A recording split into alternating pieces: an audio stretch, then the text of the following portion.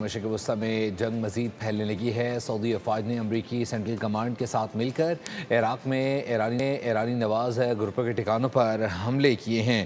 بصرہ، واسط، کربلا اور نینوے میں قائم عراقی ملیشیا کے ٹھکانوں جبکہ اسلحے کے گوداموں اور لاجسٹک مراکز کو نشانہ بنایا گیا۔ سعودی حکام کے مطابق کارروائی تیل تنصیبات پر ڈرون حملوں کے جواب میں کی گئی۔ مشرق وسطی میں جنگ کے بادل مزید گہرے ہو گئے۔ امریکہ ایران کشیدگی میں پھر شدت آ گئی۔ سعودی عرب اور امریکی سینٹرل کمانڈ کی مشترکہ کارروائی۔ امریکی اور سعودی افواج نے عراقی ملیشیا پر فضائی حملے کیے۔ ایران نواز مسلح گروہوں کو نشانہ بنایا۔ سعودی وزارت دفاع کے مطابق کارروائی تیل تنصیبات پر ڈرون حملوں کے جواب میں کی گئی۔